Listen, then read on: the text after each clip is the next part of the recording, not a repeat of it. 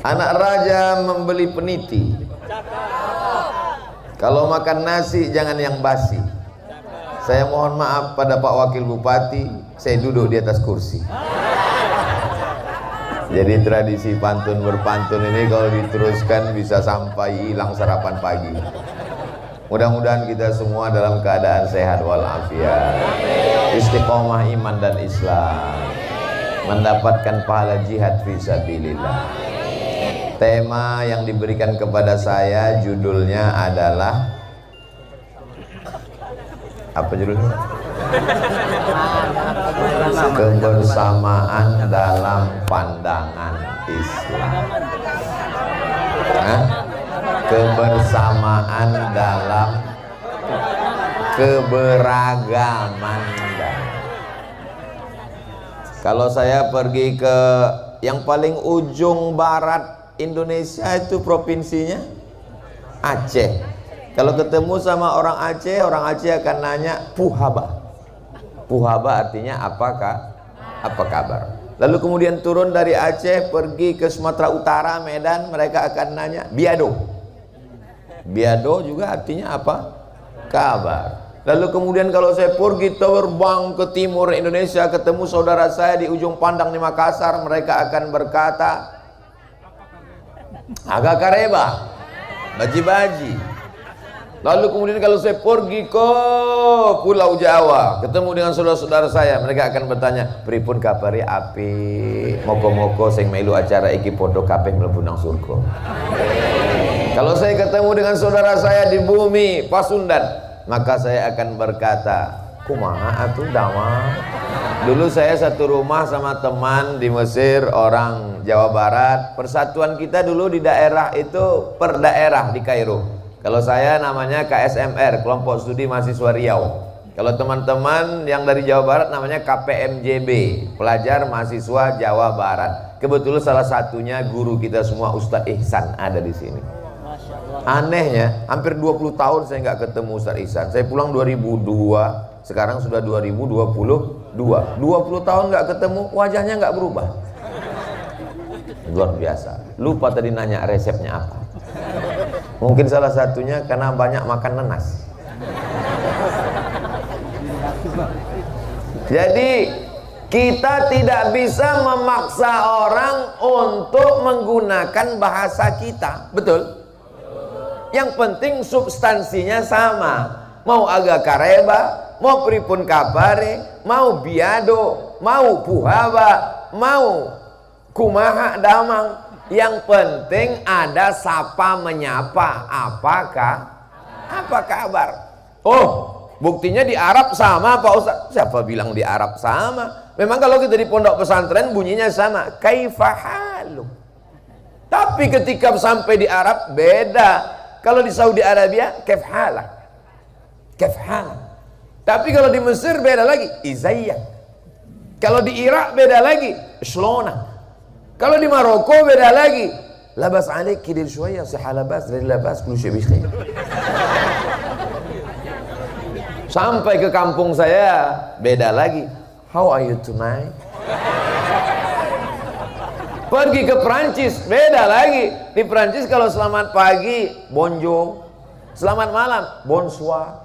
Nama kamu siapa? Komong tutapel. Nama saya Abdul Somad, Jumapel Abdul Somad. Saya mahasiswa di Darul Hadis Institut Maroko. Je suis étudiant à Darul Hadis établissement Royaume du Maroc. Artinya apa? Kita tidak bisa paksa orang lain ikut bahasa kita. Tapi kita berusaha untuk tahu. Kalau sudah tahu memahami, maka berlapang dada memahami perbedaan. Justru perbedaan itu yang membuat indah. Ini saya dari atas melihat ke bawah ini seperti melihat pelangi yang turun ke bumi. Masya Allah, ada hijau, ada merah, ada kuning, ada kelabu. Bayangkan kalau hitam semua. Bayangkan kalau putih semua. Maka beraneka ragam itu indah.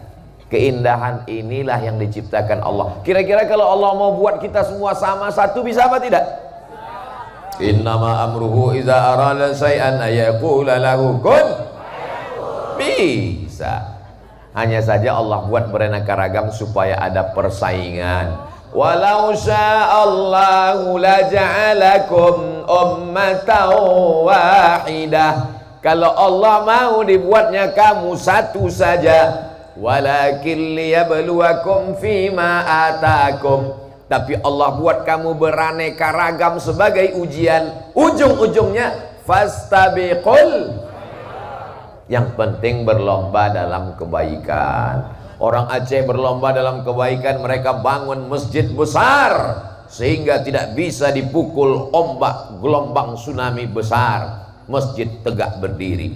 Orang Medan ingin bersaing dalam kebaikan, mereka bangun masjid besar, Masjid Raya Al-Masun di depan Istana Maimun, di depan masjid.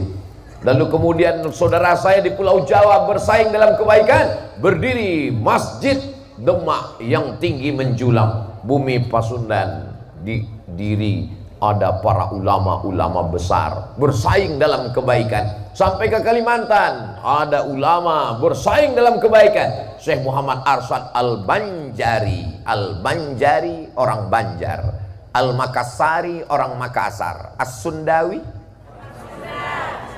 saling bersaing dalam kebaikan. Apakah yang paling mulia, yang paling tinggi di atas kursi? Belum tentu. Apakah yang paling hina, paling rendah yang duduk di bawah di atas koran? Belum tentu. Duduk di atas kursi ini kan sementara tausiah. Begitu tausiah berakhir kan turun. Apa mungkin pas selesai acara saya tetap bertahan? Panitia bisik, Pak Ustadz acara udah selesai. Enggak, saya mau di sini terus. Semua akan berakhir dan kita akan menghadap Allah. Yang kita bawa hanya illalladzina amanu wa amilus.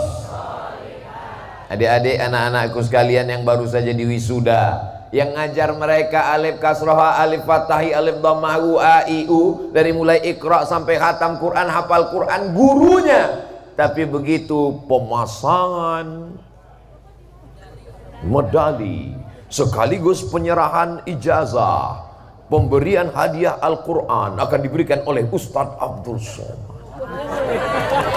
Saya terus terang malu. Yang ngajar bukan saya, yang mendidik bukan saya, yang habis suaranya teriak guru-guru kita. Mereka orang yang rendah hati, tidak mau riak, tidak mau menunjukkan amalnya. Abdul Somad yang tampil ke depan. Saya khawatir pas di akhirat kata malaikat, Abdul Somad amalmu sudah habis, dihabiskan oleh viewer, follower, dan subscriber. Hari ini adalah pertemuan kita di tengah perbedaan, tapi kita bersama dalam la ilaha illallah Muhammadun. Jangankan masalah sholat, masalah zakat, masalah puasa, masalah haji, masalah baca Quran berbeda. Yang satu baca Qurannya wadduha, yang satu wadduha. Qiraat apa yang kita baca? Qiraat Hafs an Asim. Sedangkan yang buat duha qiraat Warsh. Jadi membaca Quran. Jadi ketika tapi di Maroko itu qiraatnya Warsh. Alhamdulillahirabbil alamin, Ar-Rahmanir Rahim, Maliki Yaumiddin. Mimnya tidak pakai alif. Kalau kita baca qiraat Hafs, Maliki Yaumiddin. Kalau qiraat Hafs, alladzina yuqimuna shalah. Kalau qiraat Warsh, alladzina yuqimuna shalah. Tapi bukan mentang-mentang kita sudah belajar lalu pergi ceramah ke kampung yang orang belum ngerti, lalu Abdul Somad diminta maju jadi imam, langsung baca Ar-Rahmanir Rahim, Maliki Yaumiddin. Pas baca ayat alladzina yuqimuna shalah wa yutuna zakah, selesai sholat langsung jamaahnya bisik. Siapa ini? Aliran sesat. Karena menimbulkan fitnah. Dalam baca bismillah aja nggak sama. Imam tadi saya yakinkan 100% mazhab Syafi'i. Ustaz tahunya dari mana? Dari bismillahnya. Bismillahirrahmanirrahim, alhamdulillahirabbil alamin. Oh, mazhab Syafi'i. Tapi kalau mazhab Hambali bismillahnya ada, cuman nggak kedengaran. Bismillahirrahmanirrahim, alhamdulillahirabbil alamin, Ar-Rahmanir Rahim, Maliki Yaumiddin. Makanya kalau kita sholat di Masjidil Haram, Masjid Nabawi, bismillahnya nggak kedengaran, karena pemerintah Saudi Arabia bermazhab Hambali.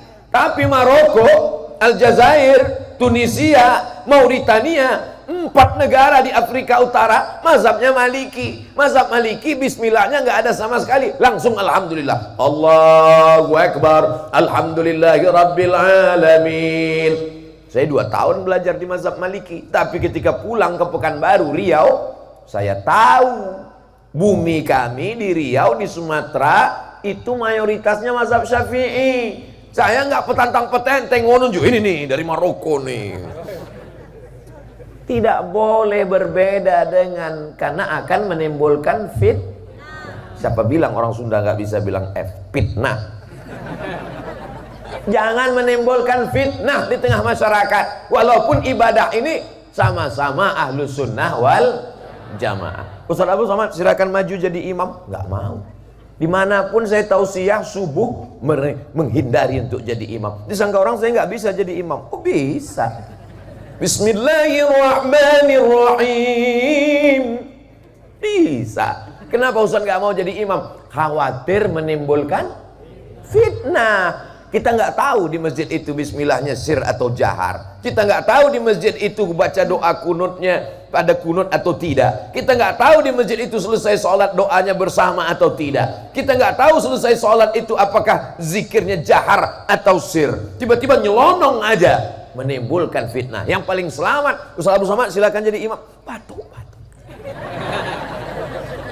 Untuk menjaga persatuan. Ini penting. Ilmu penting, tapi ada yang penting di atas ilmu. Al-adab fauqal ilmi. Adab. Bapak Ibu tentu sering mendengar Syekh Abdurrahman Sudais. Betul? Imam Masjidil Haram. Ketika dia diundang ke Istiqlal, Jakarta, jadi imam, bisa dicari di YouTube. Tulis www.youtube.com.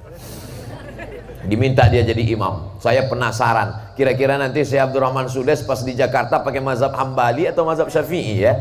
Coba kita dengar begitu dia baca.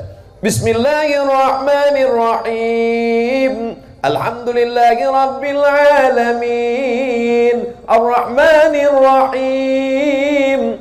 Loh, dia kan mazhab Hambali. Selama di Makkah, di Madinah kalau dia jadi imam nggak pernah pakai bismillah jahar. Kenapa sampai di Istiqlal dia jahar? Itulah adab, karena dia tahu di sini mazhabnya Syafi'i. Ini penting, keberagaman. Dari awal kita sudah diuji keberagaman. Tapi bukan berarti keberagaman itu antara beramal tidak beramal. Itu suami Syanu kok nggak pernah sholat Jumat? Kita mesti menghormati keberagaman. Nggak ada mazhab nggak sholat Jumat, itu nggak ada. Ini ceritanya selama dalam beramal. Itu si Anu ketika kotak-kotak lewat untuk sedekah pembangunan masjid, renovasi kubah, kenapa dia nggak sedekah? Oh, itu kita mesti menghormati keberagaman. Yang mau sedekah silakan, yang nggak mau nggak apa. Oh, nggak bisa. Karena yang namanya sedekah ini beda antara besar dan kecil. Masalah 2.000 dengan 5.000 itu keberagaman. Antara yang bakhil dengan yang derma. Ini anak-anak muda kita. Kalau di masjid masih ada anak muda, berbahagialah. Berarti masjid ini masih tetap ada sholat jamaah sampai hari kiamat. Saya senang sekali anak-anak muda yang diwisuda, anak muda yang bawa kotak-kotak anak muda. Kenapa yang bawa kotak sedekah dipasang anak muda? Karena uangnya terlalu berat untuk dipikul orang tua. Maka seolah-olah anak muda ini berkata, Bapak Ibu biar aku yang bawa, biar aku aja, karena ini berat bagimu, kamu belum tentu mampu. Bapak Ibu tinggal isi aja sama kartu ATM dan dompet-dompetnya sekalian. Mudah-mudahan yang bersedekah diberi Allah ganti. Bukan kata saya, hadisnya ada sahih dalam Sahih Bukhari. Ma min muslimin yusbihu, ketika orang bangun subuh, Allah kirim 2 malaikat. Apa kata malaikat bagi yang memasukkan uang sedekah? Allahumma ati munfiqan khalafa. Orang yang bersedekah beri dia ganti ya Allah. Tapi orang yang tidak mau bersedekah, yang ketika kotak lewat dia pura-pura khusyuk dengar ceramah, yang ketika kotak lewat dia pura-pura ngantuk. Allah adil, Allah kirim juga malaikat. Kata malaikat berdoa, Allahumma timumsikan talafa, yang gak mau sedekah binasakan dia ya Allah. Mohon adik-adik naik ke atas, karena di atasnya ada ikan-ikan besar. Ada ikan paus, ada ikan hiu, ada ikan lumba-lumba. Allahumma salli ala sayyidina Muhammad wa ashghili zalimin bizzalimin wa akhrijna min bainihim salimin wa ala alihi wa sahbihi ajma'in. Sallallahu rabbuna ala nuril mubin Ahmad al-Mustafa Sayyidil Mursalin wa ala alihi wa sahbihi ajma'in wa ala alihi wa sahbihi ajma'in.